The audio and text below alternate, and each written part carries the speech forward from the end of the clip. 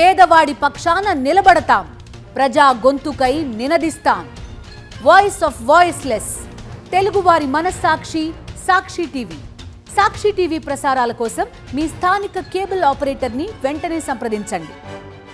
China, Russia, Bharat అధినేతలు ఒకే వేదికపై కలిసి నవ్వులు పంచుకోవడం అంతర్జాతీయంగా చర్చకు దారితీసింది.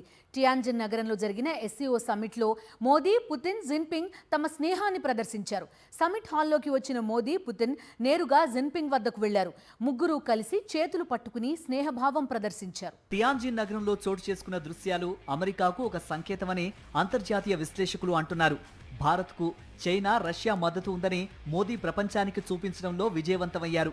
జిన్పింగ్ అమెరికాపై పరోక్షంగా విమర్శలు చేస్తూ కోల్డ్ వార్ ధోరణి, బెదిరింపులకు వ్యతిరేకంగా నిలుద్దామని పిలుపునిచ్చారు. పుతిన్ మాత్రం ఉక్రెయిన్ యుద్ధానికి పాశ్చాత్య దేశాలు కారణమని మళ్లీ ఆరోపించారు. మోదీ, పుతిన్ ఒకే కారులో 50 నిమిషాలు మాట్లాడుకున్నారు. పుతిన్తో చర్చలు ఎప్పుడూ ఉపయోగకరమే అని భారత ప్రధానమంత్రి నరేంద్ర మోదీ తన సోషల్ మీడియాలో పేర్కొన్నారు. డిసెంబర్లో పుతిన్ భారత్కు రానున్న సందర్భంలో 1.4 బిలియన్ భారతీయులు ఎదురు చూస్తున్నారని మోదీ ప్రకటించారు.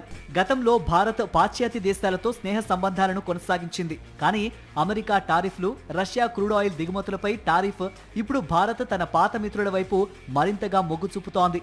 టియాన్జిన్లో జరిగిన ఈ ముగ్గురు నేతల స్నేహ ప్రదర్శన ప్రపంచ రాజకీయాలలో కొత్త మార్పులకు దారి తీస్తుందా అన్నది వేచి చూడాలి. ఈ పరిణామాలను అమెరికాతో పాటు యూరోపియన్ దేశాలు ఎలా అంచనా వేస్తాయో చూడాలి.